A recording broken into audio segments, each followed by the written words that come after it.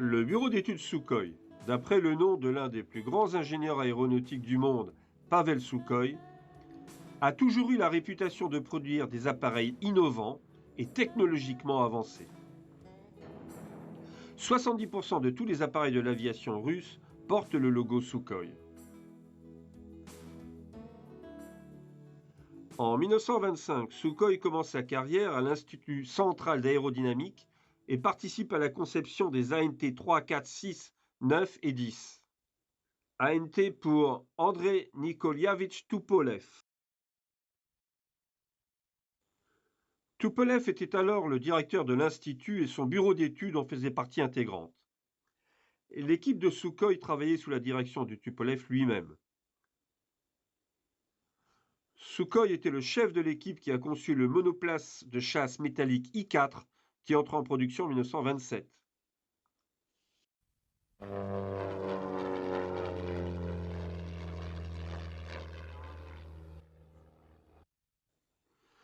1933 voit le premier vol de l'ANT-25. Sukhoi, travaillant sous la supervision de Tupolev, conçoit cet appareil dans le but de battre des records de vol longue distance. Dans la conception de l'appareil, Sukhoi introduit de nombreuses innovations. Pour la première fois en URSS, le train d'atterrissage dispose d'un système de rétraction électrique. L'aile expérimentale du premier ANT-25 est en tôle ondulée.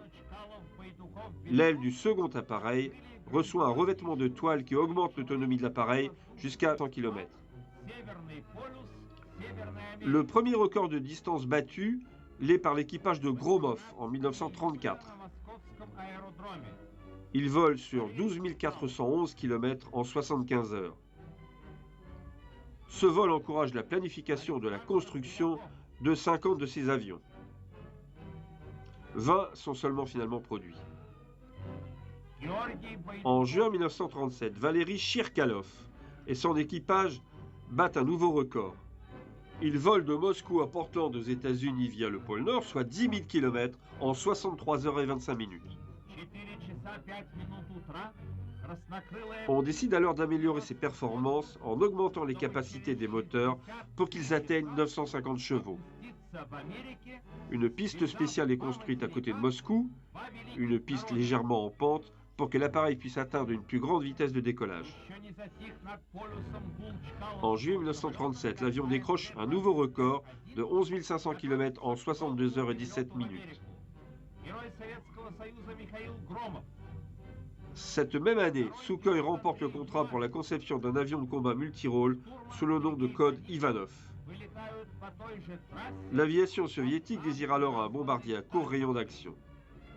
De tous les concurrents pour ce contrat, le travail de Sukhoi est considéré comme le meilleur.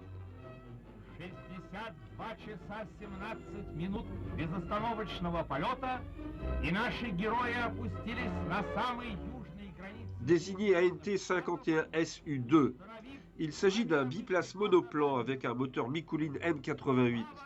Il peut emporter 1000 kg de bombes, dispose de 6 mitrailleuses à une vitesse maximum de 407 km/h.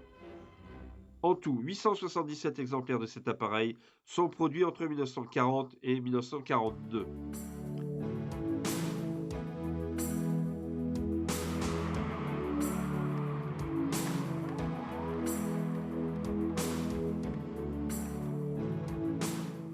Cette même année, Sukhoi commence à travailler sur le bombardier à long rayon d'action DB2 ANT-27.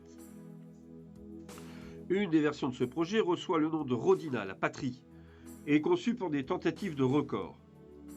Staline, toujours très enthousiaste à l'idée de battre des records, est alors persuadé que ces vols démontrent au monde la supériorité du socialisme. En septembre 1938, Rita Debroulova et son équipage féminin ajoutent un record de plus avec 5 908 km en 26 heures et 29 minutes.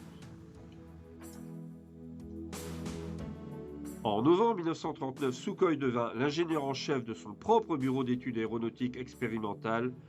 Le bureau d'études Sukhoi est né. En août 1940, les vols d'essai du premier projet, un chasseur de haute altitude appelé SU-1, commence. À une altitude de 10 000 mètres, l'avion atteint une vitesse de 642 km/h. Cependant, cet appareil n'entre jamais en production. La guerre entraîne l'évacuation de l'usine. En 1944, le Su-6, avion conçu pour l'appui rapproché, est évalué. Staline décide de ne pas commencer la production de cet appareil. L'aviation soviétique avait déjà le Il-2, qui, bien que plus lent et moins manœuvrable, était conçu pour ces mêmes missions. Cette même année, le Su-8, le plus gros et le plus puissant chasseur d'attaque jamais conçu en Russie, est testé. C'est un bimoteur biplace construit en bois et en aluminium. Son armement comporte 4 canons de 45 mm et 2 bombes de 250 kg. Il peut atteindre 885 km/h à 12 750 mètres d'altitude. Cet appareil fut également un appareil qui ne fut pas produit en série.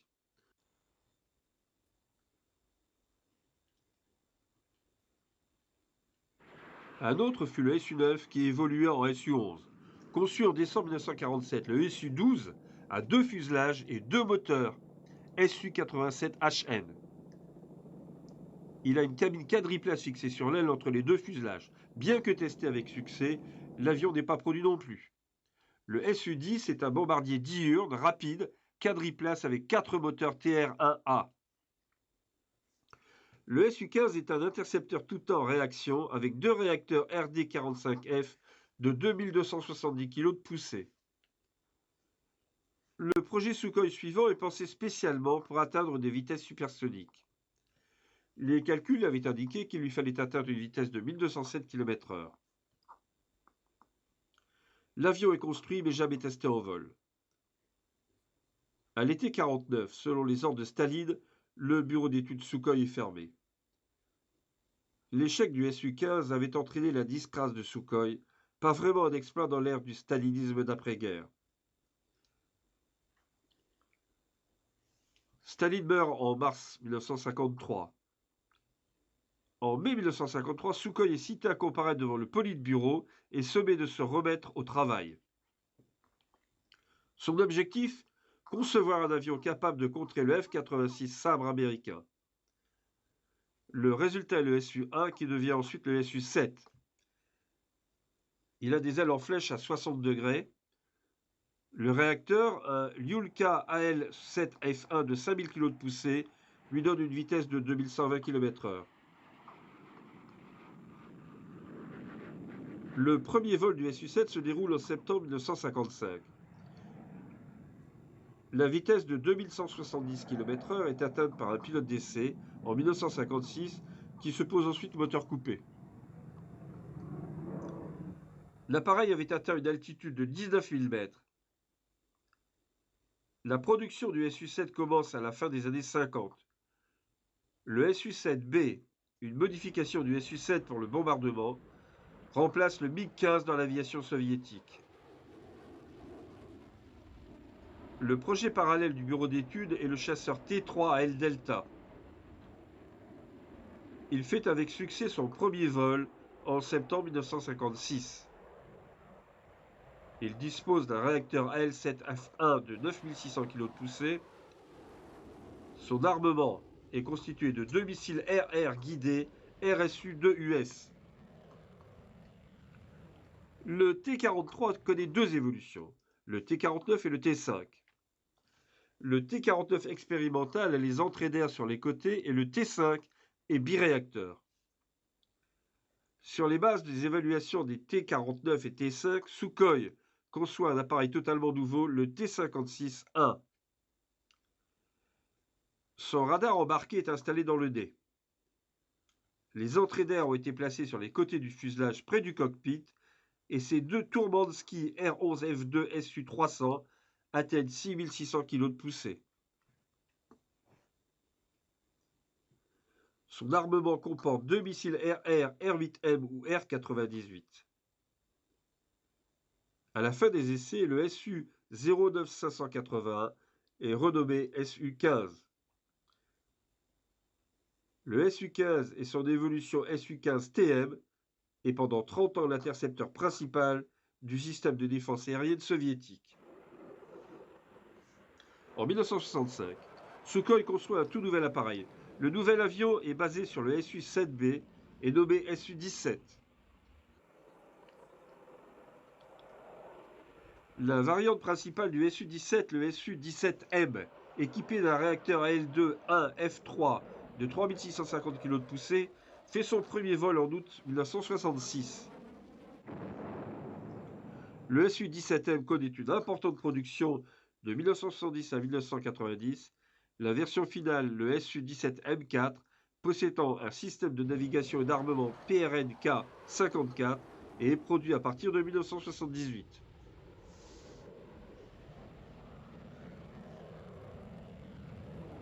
Sur ce modèle, la souris d'entrée d'air étant fixe, la vitesse maximum se retrouve réduite à Mach 1,75 au lieu de Mach 2,1 initialement.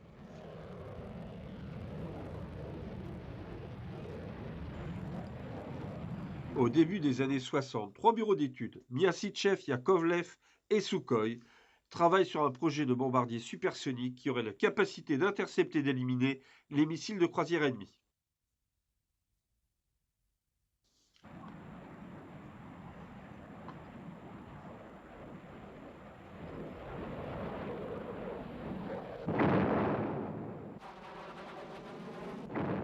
Le ministère de la Défense décide que le projet Sukhoi est le meilleur. Il est prometteur avec une vitesse de pointe de Mach 3. Il est alors baptisé T4.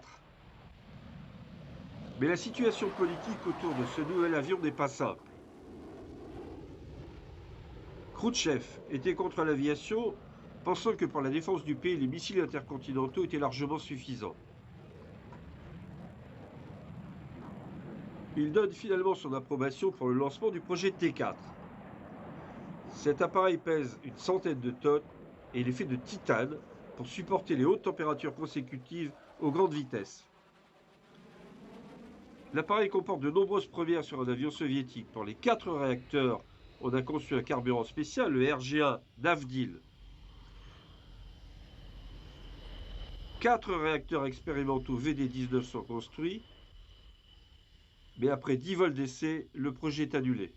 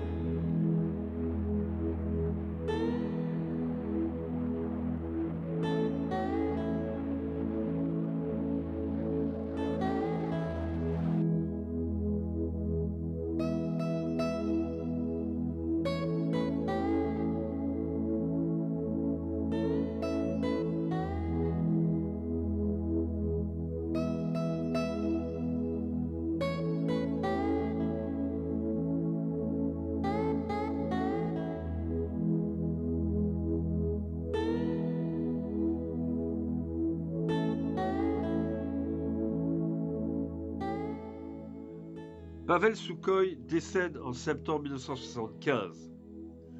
L'aviation russe perd l'un de ses plus grands innovateurs.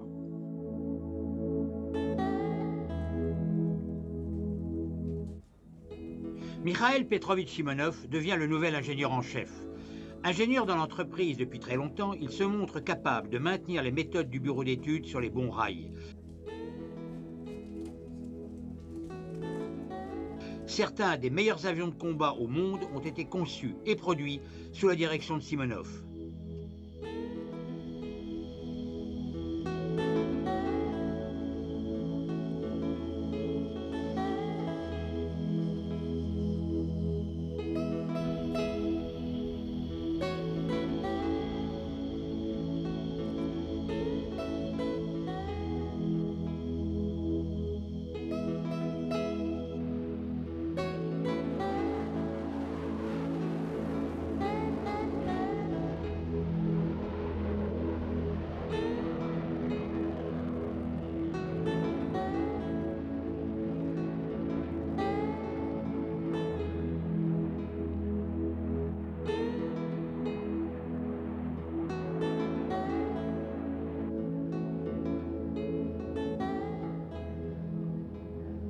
Depuis la fin de la guerre froide, le bureau a toujours cherché à concevoir et développer des avions pour d'autres marchés.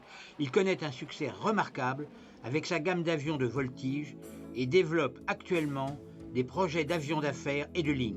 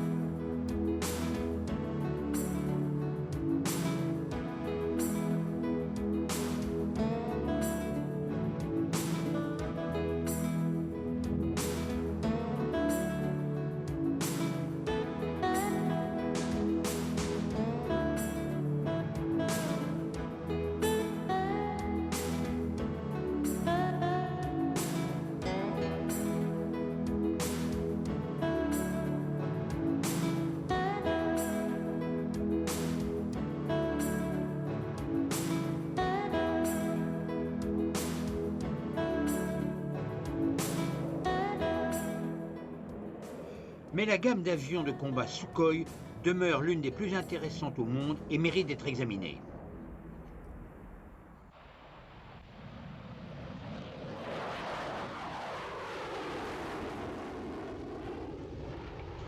Le Su-24, biréacteur d'attaque aux ailes à géométrie variable, désigné Fencer par l'OTAN, est conçu pour assurer des missions de pénétration à haute vitesse et basse altitude en territoire ennemi. Ce biplace de première ligne peut attaquer au radar, de nuit comme de jour, et par tous les temps, et peut détecter l'ennemi par détection de ses émissions de chaleur. Il est prévu pour être également un destructeur de chars efficace.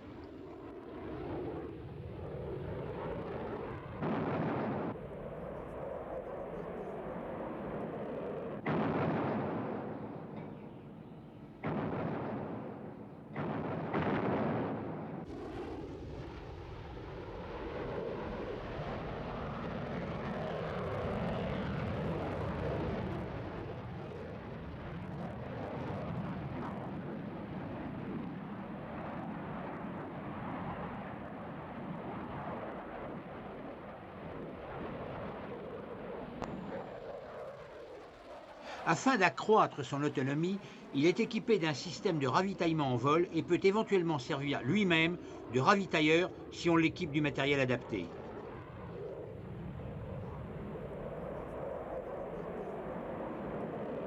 Il conserve de hautes performances dans toutes les conditions de vol avec ses ailes dont la flèche varie de 16 à 69 degrés.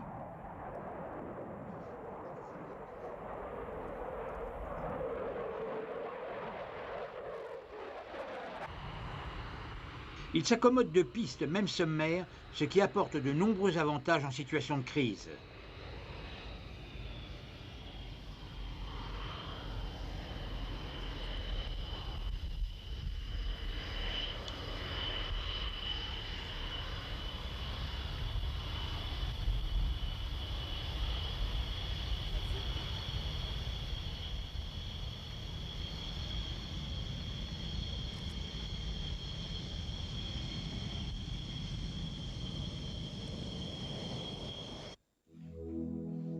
Et comme on le constate sur ces tests impressionnants, ces réservoirs de carburant sont conçus pour réduire les risques d'explosion et de choc hydraulique.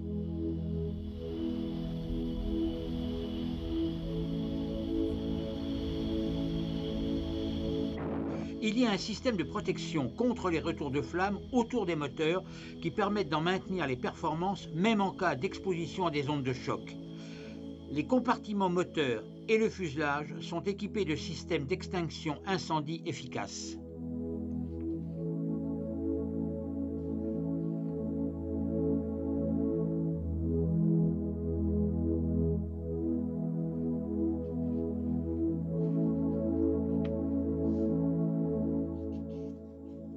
Le Su-24 a un équipage composé d'un pilote et d'un navigateur. Le cockpit est organisé afin que ce soit le navigateur et non le pilote qui assure le lancement des missiles.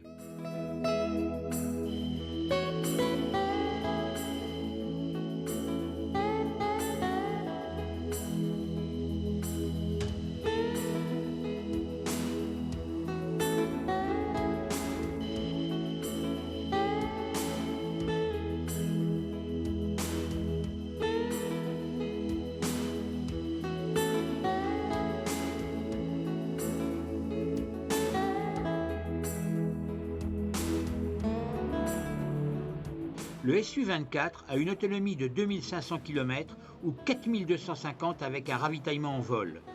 La vitesse maximum est de Mach 1,6 au niveau de la mer. Son plafond opérationnel est de 13 500 mètres avec une charge de 8 tonnes.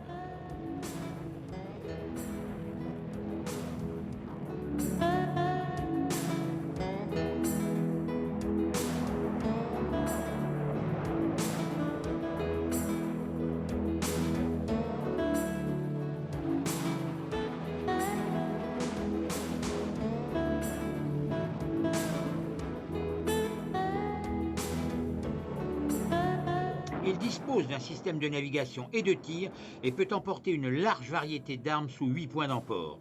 Bombes non guidées de 100 à 1500 kg, roquettes de 57 à 370 kg, un canon interne de 23 mm avec 500 coups, un canon en nacelle de 23 mm avec 400 coups.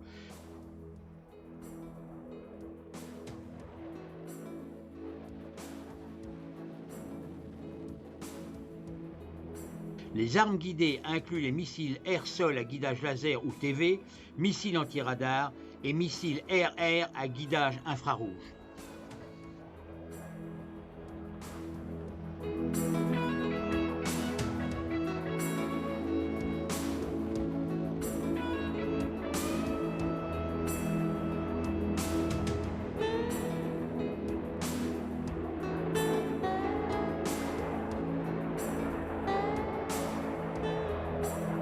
Le guidage des missiles par TV permet au Su-24 de toucher sa cible tout en restant à distance de sécurité. La caméra, qui se trouve dans le nez du missile, transmet ces images à l'avion. En connaissant les coordonnées de la cible, le navigateur peut repérer la cible sur son moniteur vidéo et guider le missile avec une précision d'environ 3 mètres.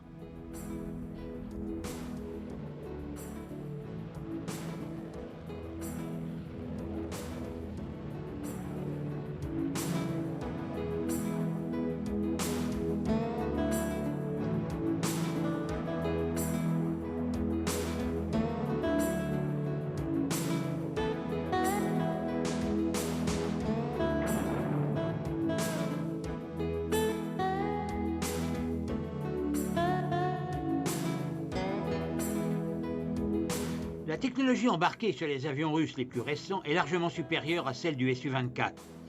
Mais durant plusieurs années, après son entrée en service, il a été le meilleur de sa catégorie.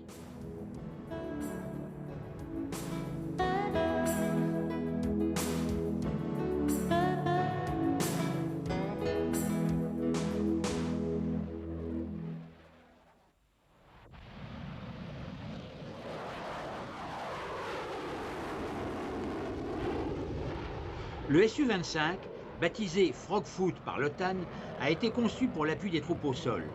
Cet avion dispose de toutes les capacités jugées nécessaires pour de telles missions.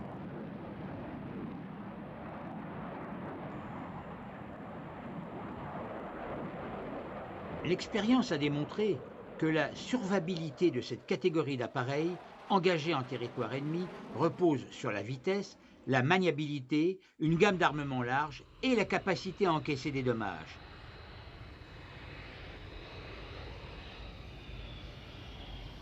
L'objectif n'est pas non plus de créer un char volant. Le Su-25 dispose de toutes ces caractéristiques. Il dispose d'armes RR, d'un canon de 32 mm, emporte 4400 kg de bombes, incluant des missiles et des roquettes. Il peut décoller de terrain sommaire et ne demande que 600 mètres pour se poser. Sa vitesse maximum est de Mach 1,1 et son emport maximum de 6500 kg. Il dispose d'un haut niveau de sécurité au combat, l'équipage étant protégé dans un cockpit blindé en titane qui peut supporter de nombreux impacts de balles de gros calibre ou des éclats de missiles ou d'obus.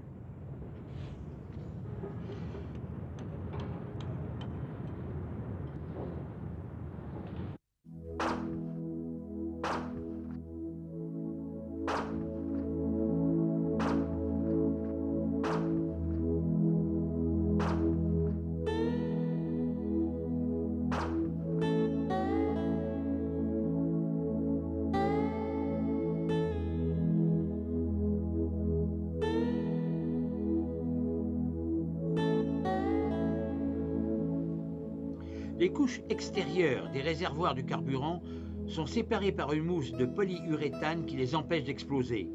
La mousse augmente également la résistance de la structure au choc et le risque d'explosion en cas d'impact direct d'armes antiaériennes.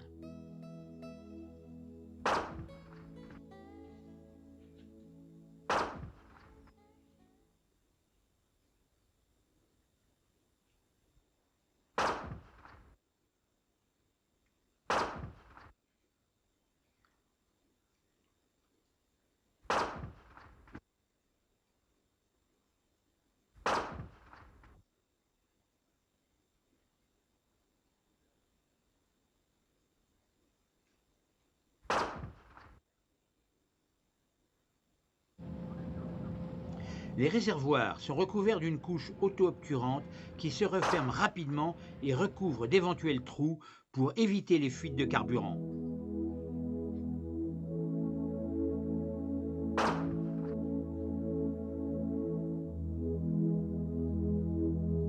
Le système anti-incendie des compartiments proches des réservoirs comporte un dispositif de prévention des mises à feu pouvant résulter des fuites de carburant suite à un impact direct.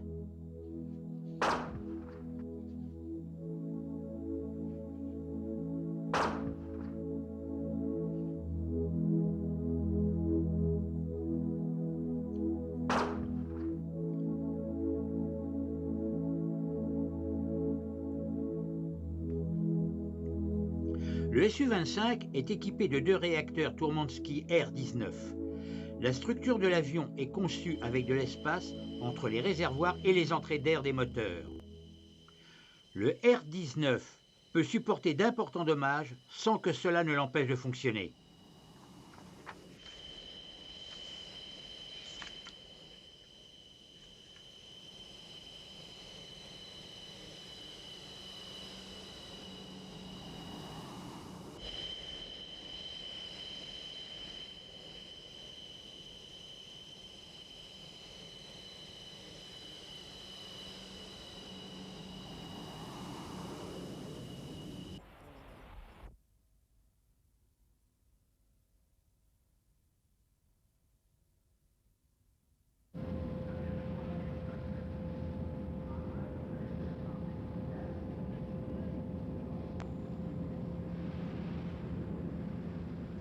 Des plaques de blindage recouvrent les moteurs, leurs accessoires, les réservoirs de carburant et le réseau d'alimentation.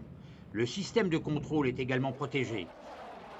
L'appareil dispose d'un système de commande de vol partiellement doublé. Un Su-25 est retourné un jour à sa base après l'impact direct d'un missile. Il n'avait plus qu'un moteur, les 2 réservoirs percés et une partie des commandes coupées. Une preuve de la solidité de cet appareil.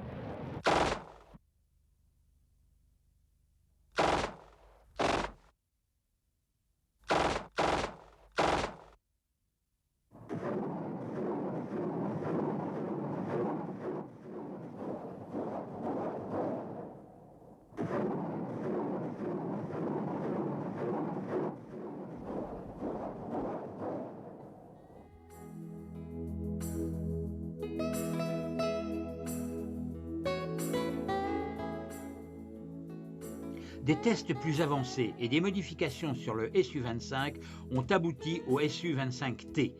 Cette version emporte 32 types d'armes différents, comprenant des missiles air-air à guidage infrarouge, des missiles à guidage laser, élargissant ainsi sa panoplie d'armement.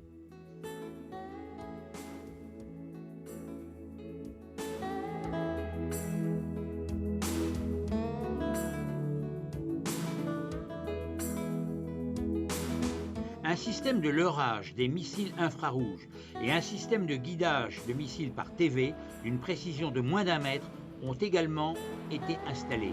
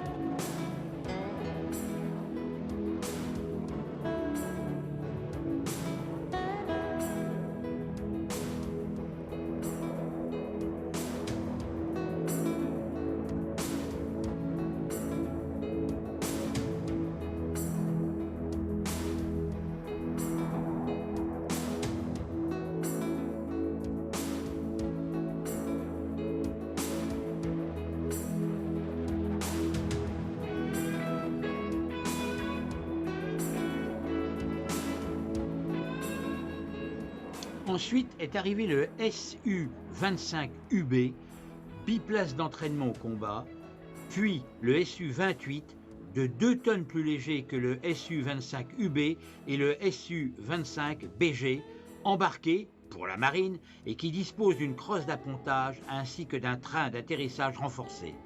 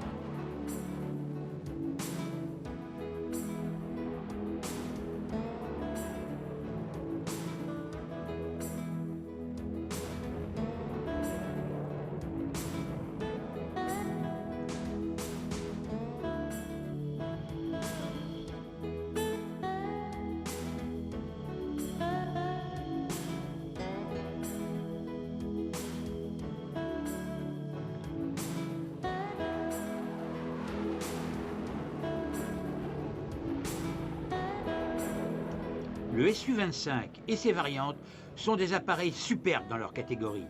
L'innovation constante du bureau Sukhoi a maintenu ces appareils à un niveau supérieur à celui de leurs homologues occidentaux.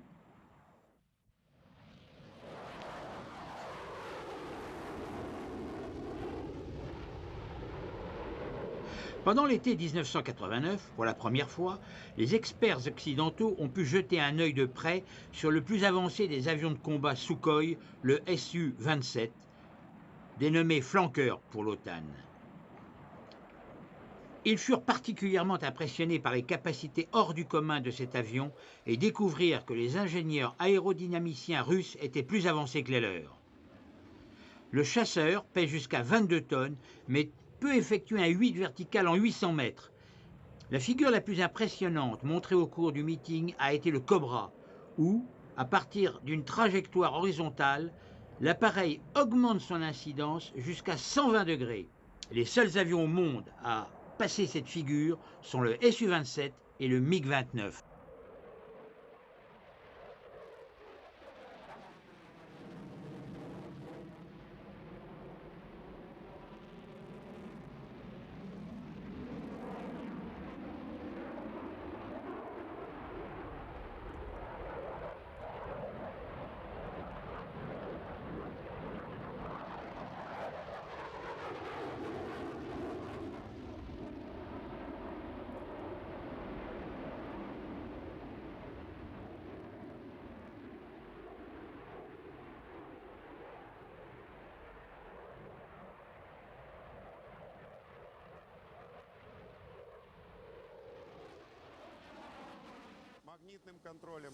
J'ai volé sur 122 types d'avions différents et avant celui-ci, j'ai toujours senti que j'étais plus intelligent que la machine sur laquelle je volais.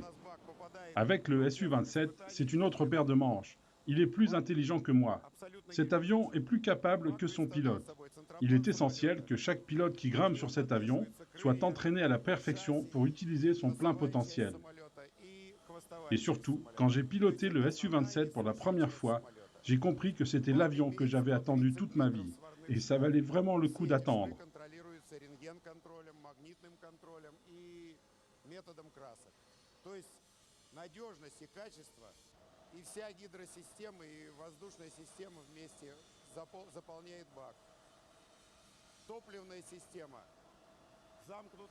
Et je suis sûr que tous ceux qui pilotent cet avion pensent pareil.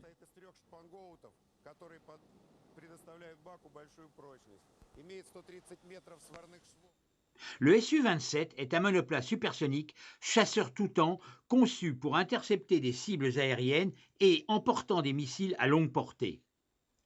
Le Su-27 a une vitesse maximum de 2500 km/h, mais il est également capable de voler à très basse vitesse, bien en dessous de celle des chasseurs de troisième génération. Ces réacteurs modernes, conçus par le bureau d'études Lucardi, spécialement pour le Su-27, lui apportent un ratio poids-poussée supérieur à 1:1. Le taux de montée du Su-27 est plus important que le McDonnell Douglas F-15. Le Su-27 détient 27 records mondiaux. Il atteint l'altitude de 15 000 mètres en 70,3 secondes, soit un taux de montée de 213,3 mètres secondes. L'avion dispose d'une configuration aérodynamique avec ses ailes et son fuselage formant une cellule homogène qui lui assure un ratio portance-traînée très favorable. Le Su-27 est un avion naturellement instable, disposant de commandes de vol électroniques. Ce système, paradoxalement, permet un contrôle du pilotage plus précis et une meilleure manœuvrabilité horizontale comme verticale, et les commandes de vol empêchent l'avion de décrocher comme il le ferait si le pilote était directement aux commandes. Les commandes de vol électroniques disposent d'un système de limitation qui empêche l'avion d'atteindre une incidence critique et les facteurs de charge extrêmes. Les commandes de vol électroniques comprennent 40 circuits, incluant les systèmes de secours.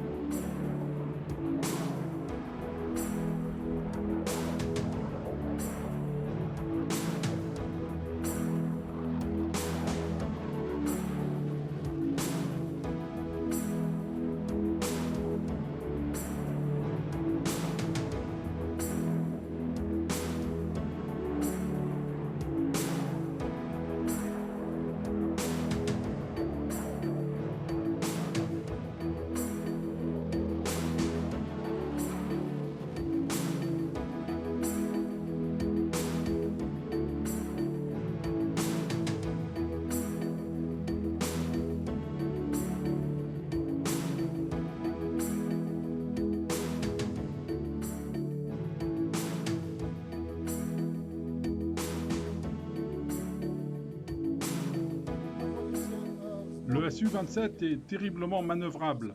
Ses capacités en virage sont comparables à celles des chasseurs de la Seconde Guerre mondiale. Le pilote dispose d'une visibilité exceptionnelle à 360 degrés et son pilotage est très fin, mettant en confiance son pilote même à très basse altitude. Самолет это оборонительного типа, не наступательное оружие, а оборонительного типа. Значит, в этом цехе сосредоточены основные кадровые работники. C'est toujours un plaisir de voler sur cet avion. C'est dur de croire que cet appareil si manœuvrable pèse plus de 20 tonnes. Производится сборка его.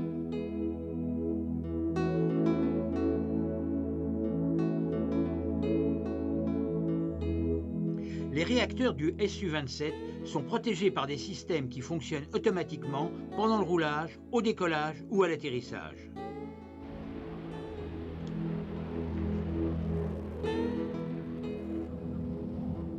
Ils disposent d'un système hydraulique efficace et léger qui atteint une pression de 280 atmosphères.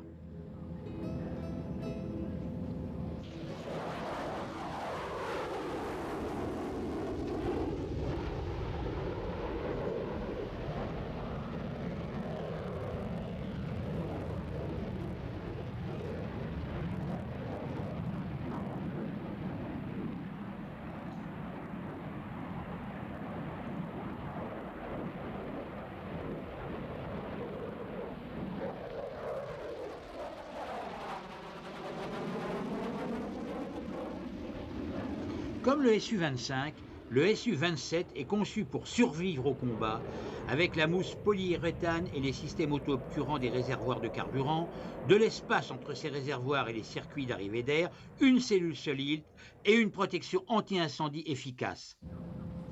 Il peut supporter des impacts directs de missiles ou de tirs-canons. Cette séquence montre l'effet d'un obus tiré contre un réservoir de carburant protégé comparé à l'effet d'un tir contre un réservoir non protégé.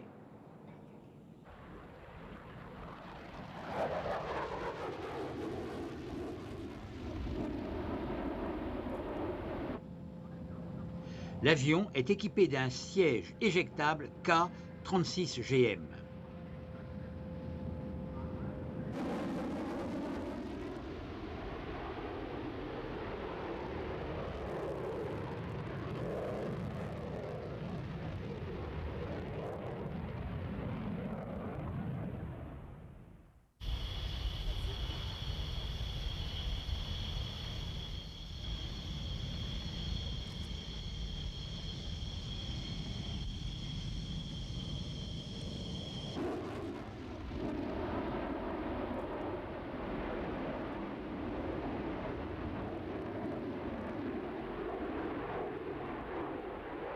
Deux systèmes de désignation de cible, contrôlés par des ordinateurs très rapides, donnent au Su-27 de grandes capacités de combat. Le système inclut un radar Doppler à impulsion pour la détection à longue distance et le ciblage, un désignateur laser avec télémètre et un viseur de casque qui autorise l'accrochage d'une cible sans avoir à diriger l'avion vers elle.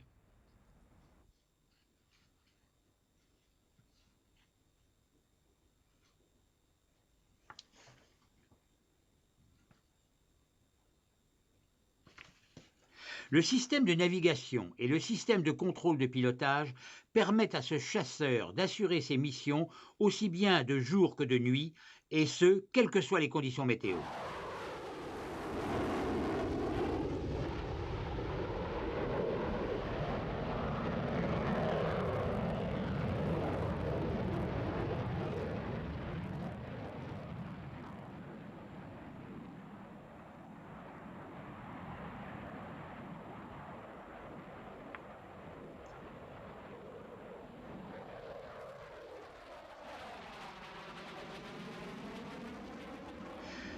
Il est armé d'un canon interne de 30 mm avec 200 obus.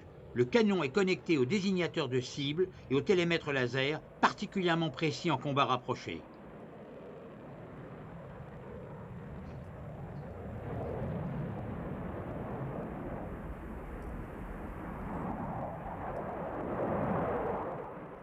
La superbe configuration aérodynamique du Su-27, couplée à ses commandes de vol électroniques et son système d'armes très avancé, en a fait le chasseur le plus avancé des années 90 et bien au-delà. Le Su-33, la version embarquée du Su-27, a les mêmes caractéristiques que les versions terrestres. Les différences principales sont la crosse d'appontage à l'arrière du fuselage, un train d'atterrissage renforcé et des ailes repliables.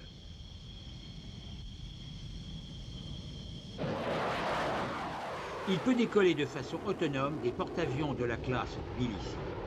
Cette séquence témoigne des premiers essais embarqués couronnés de succès.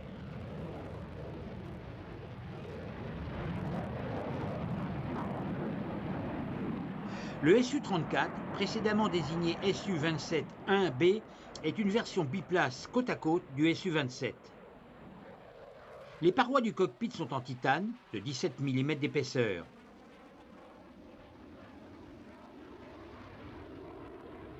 L'accès se fait par le dessous de l'appareil et par une porte à l'arrière du cockpit. Il y a la place à l'arrière pour que le pilote ou le navigateur puisse quitter son siège afin de se détendre.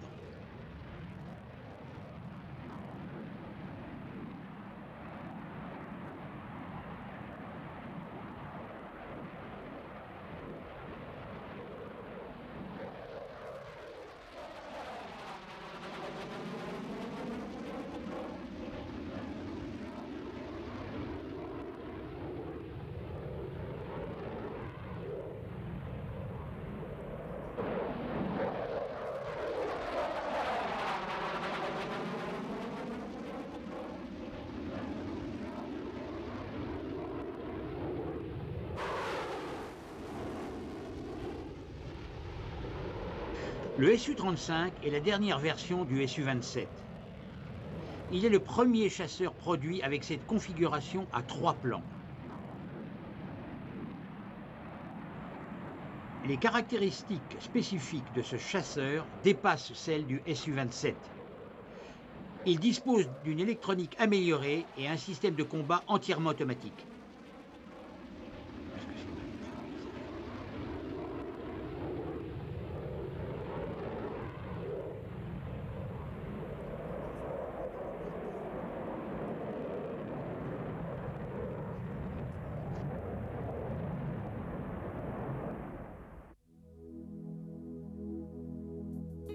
Mis à part ses capacités de combat, il est de notoriété que le Su-27 est l'un des avions les plus avancés au monde en termes d'aérodynamique. Cette séquence montre les spectaculaires manœuvres que les commandes de vol électroniques du Su-27 lui autorisent.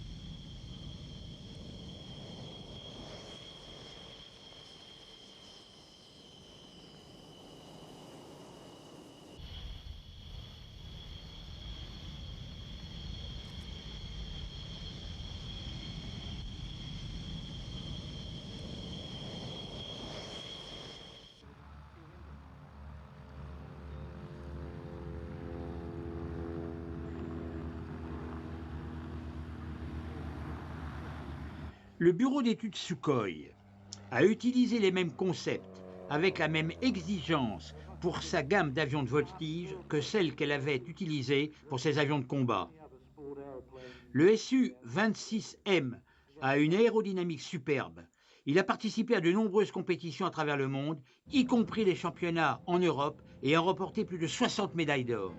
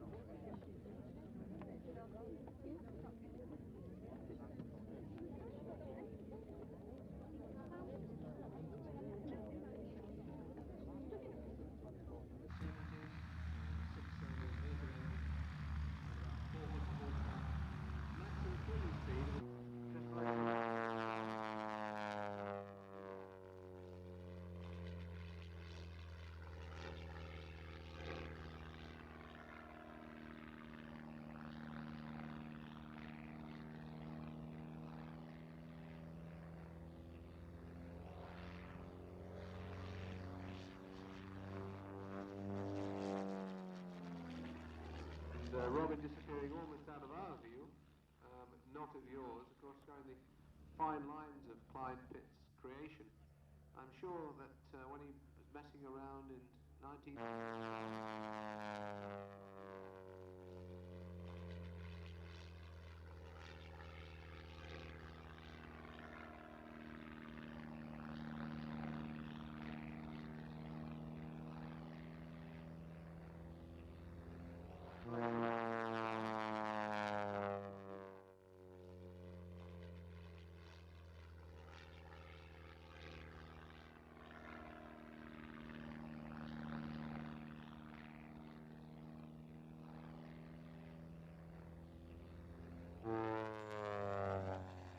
Autre appareil de la gamme d'avions de voltige, le Su-29 est capable d'effectuer à la perfection les plus difficiles et plus spectaculaires figures.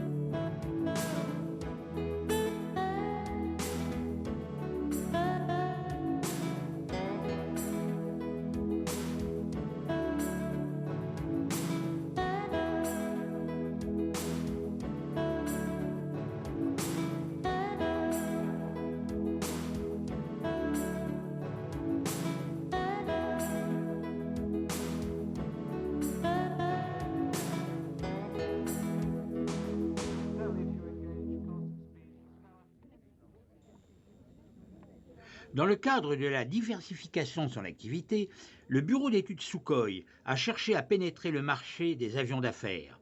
Le développement d'un tel appareil, capable de transporter 10 passagers à 2 fois la vitesse du son sur 7400 km, a atteint un stade avancé.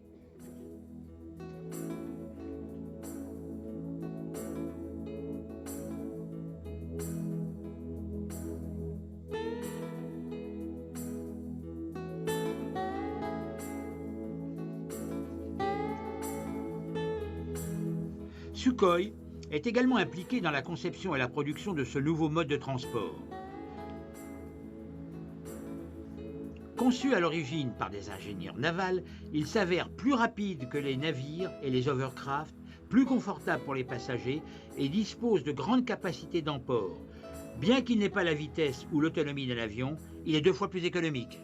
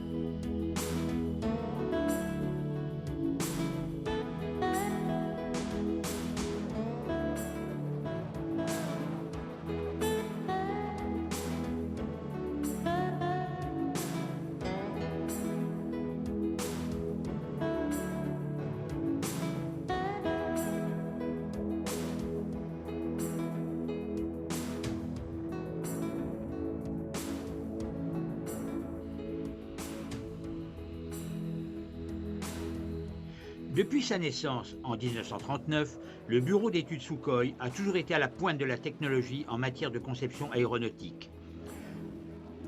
Pavel Sukhoi lui-même fut responsable du style et de l'orientation du bureau. N'hésitant pas à emprunter à la technologie occidentale, il a constamment cherché à atteindre la perfection aérodynamique pour les avions qu'il a conçus. Depuis les avions expérimentaux de la Seconde Guerre mondiale, les 3 générations d'avions réaction et jusqu'à l'impressionnant Su-27, la quête incessante de Pavel Sukhoi vers l'excellence n'a jamais cessé. Aujourd'hui, de nombreuses années après sa mort, la réputation de son bureau d'études n'a jamais cessé de se développer. Quelques-uns des avions les mieux conçus au monde portent fièrement le nom de Sukhoi.